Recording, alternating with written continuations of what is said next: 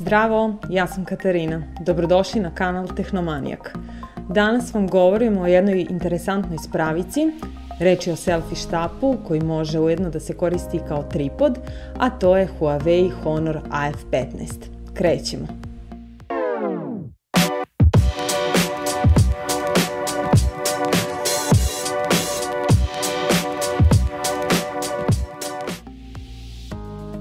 Na osnovu dosadašnjeg korišćenja mogu reći da je reč o malom, laganom i kompaktnom štapu koji je urađen od prilično kvalitetnih materijala.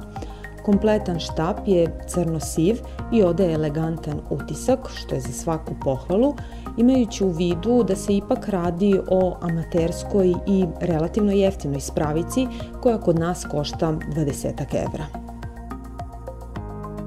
Štap dolazi u jednostavnoj beloj kutiji, a epitet lagan potvrđuje podatak od 150 grama. Inače, štap kada je sklopljen dug je 20 cm, nešto manje od 20 cm, dok kada je u potpunosti rasklopljen njegova dužina je 65 cm.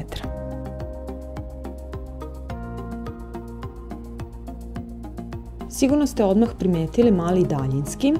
Reč je o Bluetooth daljinskom upravljaču koji je prikačen uz pomoć magneta. Čini mi se da je ovakav način montaže zgodan, magnet je poprilično jak, te su šanse da se daljinski otkači i zagubi veoma male. Prilikom odabira dodatne opreme za telefon uvek pazim da ga ona ne oštećuje ili grebe.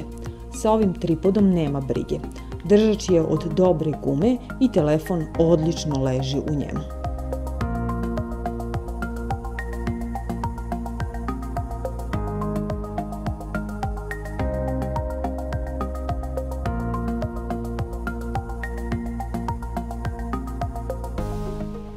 Glavni razlog zašto sam bila zainteresovana za ovaj selfie štap jeste zbog mogućnosti korišćenja i kao stativa. Uglovi pod kojima možete slikati, odnosno snimati, su zaista različiti.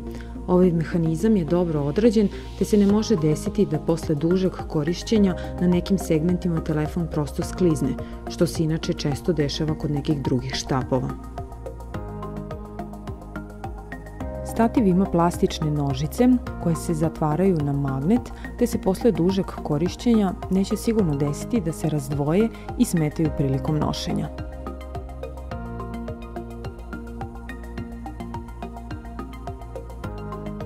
Zbog velikog raspona štipaljke koja drži telefon, mogu se montirati svi tipovi telefona.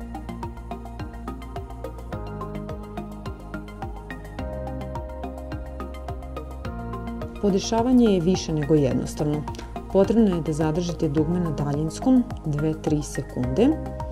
Ono će zatreptati, a zatim u podešavanjima telefona u podeljku Bluetooth pronađite oznaku AF15 i time je svako podešavanje telefona završeno, a štap je spreman za upotrebu.